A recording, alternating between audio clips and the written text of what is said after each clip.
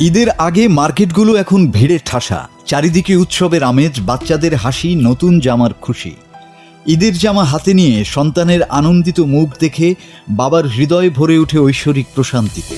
কিন্তু শেষ মুহূর্তের কেনাকাটার উপচে পড়া আনন্দমুখর ভিড়ের ভেতর এমন অনেক অনাকাঙ্ক্ষিত ঘটনা ঘটে যায় যা আনন্দকে মুহূর্তে পরিণত করতে পারে বিষাদে। তখন প্রশান্তির বদলে বাবার চোখে ভর করে অসহায়ত্ব।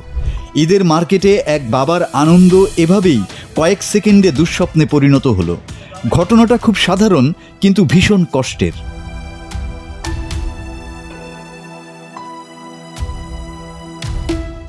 একজন বাবা তার স্ত্রী আর ছোট বাচ্চাদের নিয়ে এসেছিলেন ঈদের কেনাকাটা করতে। বাচ্চারা নতুন জামা দেখছে, কখনো এই জামা কখনো ওই জামা। পুরো পরিবারটাই ছিল উৎসবের আনন্দে মেতে। কিন্তু ঠিক সেই মুহূর্তেই ঘটে গেল অঘটন।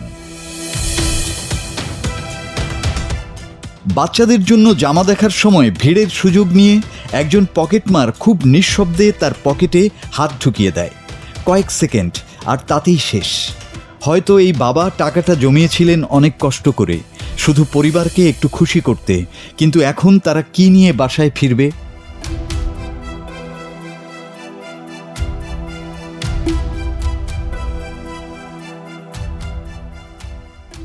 যে টাকা দিয়ে বাচ্চাদের ঈদের জামা কেনার কথা ছিল, সেই টাকাই চোখের পলকে হারিয়ে গেল।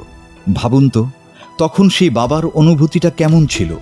চারপাশে সেই একই ভিড়, একই আলো, সন্তানের চোখেও সেই একই স্বপ্ন, শুধু বাবার চোখে শূন্যতা। এই ঘটনাটা শুধু তার একার নয়। ঈদের ভিড়ে প্রতি বছরই অনেক মানুষ এ ধরনের পকেটমারির শিকার হন। তাই যারা ঈদের মার্কেটে যাচ্ছেন, একটু সতর্ক থাকুন, সচেতন থাকুন। মাসুদ হাসান, বাংলা টিভি।